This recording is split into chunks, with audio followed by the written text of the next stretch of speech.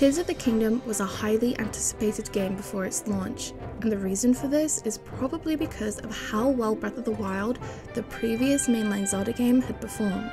Fans all over the world had sky-high hopes for Tears of the Kingdom. It was finally released on the 12th of May 2023 and managed to sell over 10 million units in the first 3 days, not only making it the fastest selling Zelda game ever, but also the fastest selling Nintendo game ever, which was even a new Guinness World Record. Tears of the Kingdom is an exceptional game that builds on the world of its predecessor, Breath of the Wild. The world in Breath of the Wild was the biggest one in Zelda history, and they still managed to expand on it in Tears of the Kingdom, adding new layers to the map. But for all of its glory, something didn't feel quite right, and you can blame that on Breath of the Wild. Today, we on Zeldisc are going to discuss what we mean by that.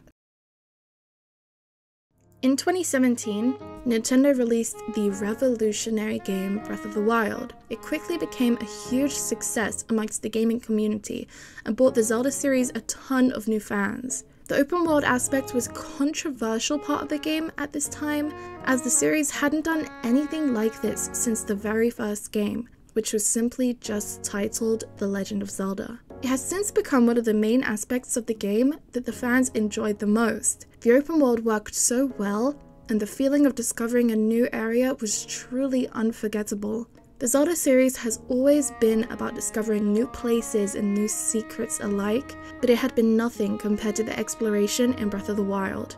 Breath of the Wild also managed to win Game of the Year at the Game Awards in 2017, further showing how great of a game it really is. Later that same year, Nintendo released 2 different DLC packs for the game. The developers seemed to have so many ideas for this new, vast version of Hyrule. The ideas for the extra content started getting bigger and bigger until the developers decided to create a sequel to the game, which was teased all the way back in E3 2019. The sequel later got its name in 2022, Tears of the Kingdom, and as you may know, it was finally released in May of 2023. Because the game began as potential DLC for Breath of the Wild, it uses the same characters, graphics, controls, and map. As you may know, this is not actually the first time a Zelda game has done something like this. In the year 2000, Nintendo released the game Majora's Mask, which was a sequel to the 1998 game Ocarina of Time. Majora's Mask uses a lot of Ocarina of Time's assets. Some may be due to the short time period the team had to finish the game, but even with that in mind, they are 2 very different Zelda games. For example, they wanted to fully maximize the use of masks in Majora's Mask. Some of these masks were already seen in Ocarina of Time, but they felt they didn't get to do that much with them. Although they used multiple of the same assets, they did have 2 completely different maps, as Termina and Hyrule are set in 2 different worlds. Another difference is, of course, the game's time aspect, a very interesting feature that forces you to repeat the same 3 days over and over, doing different things each time. Majora's Mask, even though it uses an upgraded version of the same engine, with the same controls and overall game design, feels nothing like Ocarina of Time. The point is that Ocarina of Time and Majora's Mask are 2 very different games, even with all of their similarities. Which now brings us back to Breath of the Wild and its sequel, Tears of the Kingdom. Tears of the Kingdom is an amazing game. In fact, in our unbiased opinion, we believe that Tears of the Kingdom is the better game out of the 2. Tears of the Kingdom takes Breath of the Wild and improves on it, to the point where people online even said things like, Breath of the Wild looks like a beta of Tears of the Kingdom. Link's abilities in the expanded map makes Tears of the Kingdom such an amazing game, where the players can use their creative freedom of the new abilities and open world. I think a lot of us would agree that there's a big upgrade from what we had in Breath of the Wild, which was already such a great and fleshed out game. And even though Tears of the Kingdom does feel like an upgrade, Breath of the Wild is still an amazing game that can stand on its own, and will be replayed for years to come. For us at least, Tears of the Kingdom has not taken over Breath of the Wild, which was a worry for some fans. The games are both masterpieces in their own rights. As much as we love and praise Tears of the Kingdom, we do feel like it does have its issues, and that issue comes straight from Breath of the Wild. I'm sure many of you have noticed how similar both of these games are. They both use the same formula, which would be okay, but the fact that they also use the same high roll makes it feel way too similar. Here are some examples of the game being a little too similar in our opinion. Tears of the Kingdom has a tutorial island, which is very similar to the tutorial area of Breath of the Wild. The Great Plateau and the Great Sky Islands act the same way in each game. Both games also include shrines that basically work the exact same way. You complete a puzzle and receive either a Light of Blessing in Tears of the Kingdom, or a Spirit Orb in Breath of the Wild. And once you get 4 of these in each of their respective games, you trade them for either a heart or a piece of stamina. Another similarity is the way you obtain the Master Sword. Obviously, spoilers ahead if you haven't got the Master Sword. In Breath of the Wild, you need 13 full heart containers before you can successfully pull the sword. Meanwhile, in Tears of the Kingdom, you need 2 stamina wheels, which requires you to do the same exact thing: complete shrines. Both games require you to collect Korok seeds to expand your inventory space. And if you collect all 900 Korok seeds in Breath of the Wild and 1000 seeds in Tears of the Kingdom, you receive the award of Hestu's Gift. Players were unhappy about having to do even more work for the same reward they had already obtained in the previous game, and in both games, the award was lackluster to say the least. Another thing is that the main quest in both games is to go to each of the 4 regional locations to solve some sort of trouble by completing a dungeon.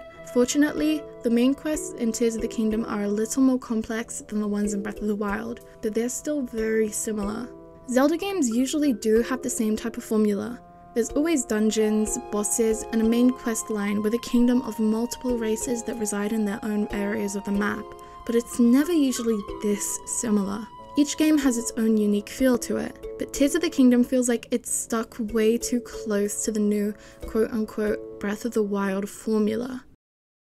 Expanding on the issue with the same overworld, as we know, Tears of the Kingdom uses the exact same high roll that we were introduced to in Breath of the Wild. Tears of the Kingdom added 2 new layers to the map, the Depths and the Sky Islands. There are so many new and interesting areas, but they feel almost incomplete. In these areas, there's almost nothing to do, making exploring it feel kind of useless. The Sky Islands do have some skydiving quests, gacha machines, shrines, and bosses, but they are far and few between, as well as being very repetitive. The Depths have abandoned mines, enemy camps, and bosses, but they don't really feel rewarding enough to raid after the first couple. So basically, the 2 new areas of the map offer little to do, and what they do offer is extremely repetitive. I think a lot of us were eager to explore these new areas since so many of us played Breath of the Wild prior to Tears of the Kingdom, and we knew what to expect in the overworld already. In our opinion, it almost didn't feel like they added enough new content to satisfy that exploration most Zelda fans crave. It didn't feel like a unique game where you get that fresh feeling from a new Zelda game. The feeling we got while playing Breath of the Wild for the first time was one of the things that made the game so amazing, but Tears of the Kingdom really wasn't able to replicate that with the new areas. For me personally, I didn't have the urge to explore Hyrule in Tears of the Kingdom, simply because I, as most other people who played Breath of the Wild, know the map so well. The only urge I had was to follow the main quests, and the urge to explore was just not there, since I knew what to expect. The whole world of Hyrule felt obviously too similar, where the landmarks and towns are mostly the exact same as they were in Breath of the Wild, with there only being 1 new town in the game, if you don't count the add-on to Tarrey Town, and a couple more landmarks. Breath of the Wild and Tears of the Kingdom are both extraordinary games which we both love so much, but for different reasons. Breath of the Wild introduced us to a new Hyrule, giving us an indescribable feeling when exploring the vast open world. In addition, it had a great story and great characters. In Tears of the Kingdom, we come back to the same Hyrule, but now the Depths and Sky Islands are open to explore, but it feels too empty to fully explore this time around.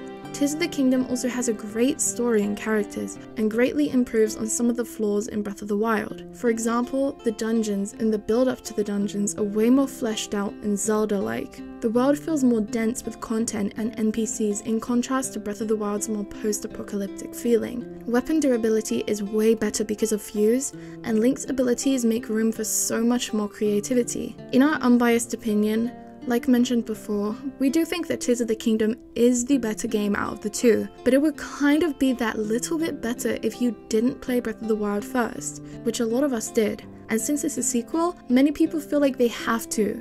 So many of us put hours upon hours in Breath of the Wild, and therefore some people will get easily bored of Tears of the Kingdom after beating the main quests, considering how similar they are.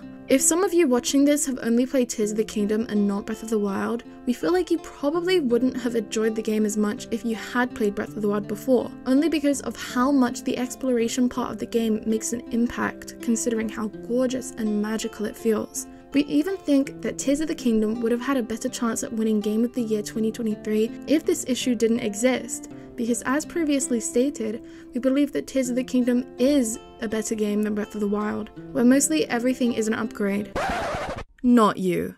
We've seen some other minor complaints about Tears of the Kingdom, but what we have discussed during this video was the biggest issue for us. Unfortunately, the main thing bringing down Tears of the Kingdom is the existence of Breath of the Wild. Please let us know if you agree or disagree with our opinion in the comments down below. We do think this is a very interesting topic to discuss, but we hope that people don't take it too seriously, as we do love both games. Thanks so much for watching this video, it means so much to us. Don't forget to subscribe to our channel if you want to see more Zelda content. And that's all for today, goodbye!